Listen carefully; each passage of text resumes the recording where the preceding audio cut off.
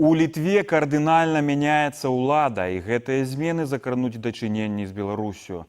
Можа аказацца, што ў Вільні будзе самы антылукашэнкаўскі ўрад у свеце. На парламенцкіх выбарах перамаглі кансерватыўныя ды дзве ліберальныя партыі. Ужо цяпер лідарка кансерватараў, кандыдатка на пасаду прэм'ер-міністра Літвы Інгрыды Шымоніце раскрытыкавала працу міністра энергетыкі адносна байкоту электраэнергіі з беларускай АЭС. Як можа змяніцца знешні курс Літвы ў дачыненні да Беларусі, высвятляла Юлія Лабанова. 32 мандаты з 50.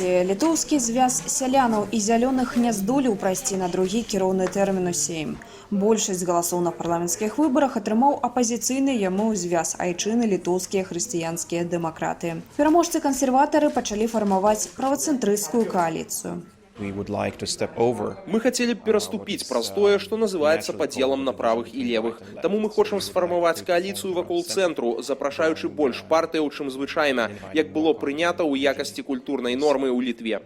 Аб'яднанне з рухам лібералаў і правай партыяй свабоды, блізкімі кансерватыўнаму звязу айчыны, дае 74 галасы. Гэта гарантуе большыню са 141 дэпутацкага крэсла ў Сейме. Партыі ўжо заявілі пра намер сфармаваць адзіны ўрад на чале з Інгрыдай Шыманіце, лідаркай выбарчага спісу кансерватараў і былой кандыдаткай на пасаду прэзідэнта Літвы. Кандыдатуру хваліў і прэзідэнт Літвы Гітанас Наўседа. Чаго чакаць Беларусі ад новага ўраду пад такім кіраўніцтвам? Это правительство имело иллюзии, что можно договариваться о чем-то с режимом Лукашенко. Сейчас, конечно, этих иллюзий уже нет, но в этом плане каких-то изменений, более последовательной поддержки гражданского общества. Можно ожидать такая более острая позиция и более, может, опять активная позиция по поводу Островца, то есть этой станции в Островце, потому что консерваторы всегда были очень радикальны по этому поводу. Они очень критиковали уходящий министр и всех, кто работал по этому вопросу. Уже на наступны дзень пасля агалошвання вынікаў парламенцкіх выбараў у Літве Інгрыда Шыманіце раскрытыкавала міністра энергетыкі адносна трохбаковай методыкі гандлю электраэнергіяй з Расіяй. Праект мае быць зацверджаны краінамі Балтыі на наступным тыдні. Кансерватарам не падабаецца, што ён пакіне магчымасць доступу электраэнергіі з Астраўца на літоўскі рынок праз Расію.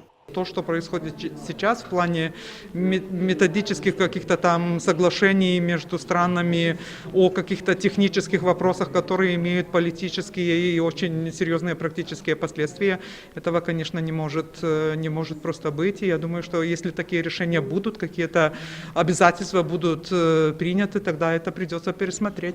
Калі кардынальнай змены курсу адносна Беларусі ад паслядоўнай палітыкі Літвы чакаць не давядзецца, то варта разлічваць на лабіяванне белорусских пытаний у Брюсселе.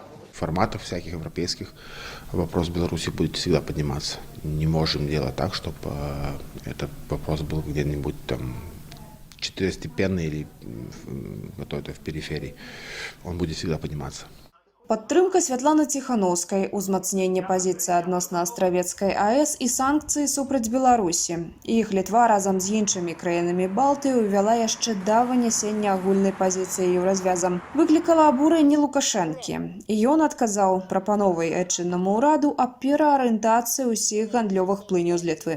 Ці рэальная такая пагроза з улікам, што праз порты Клайпеды праходзіць экспорт большай часткі беларускіх нафтапрадуктаў і калійных угнаенняў? Это действительно экономически невыгодно Беларуси, но вот здесь еще нет окончательного понимания, что в случае с Белоруссией и Россией зачастую принимаются политические решения, которые не всегда совпадают с экономической логикой. Ну и, наконец, здесь надо принимать во внимание тот факт, что Россия, с учетом ее большого экономического потенциала, может создать более или менее альтернативные и такие же экономические условия для экспорта белорусских товаров. У Літве зніжэнне тэмпаў супрацы не назіраюць, што, праўда, узмацненне ціску нелегітымны беларускі ўрад пакуль таксама не зазнае. Пакараць жа афіцыйную Вільню справа не хуткая, дадае эксперт. Неабходна стварыць дадатковую інфраструктуру, новую прававую базу і дамовіцца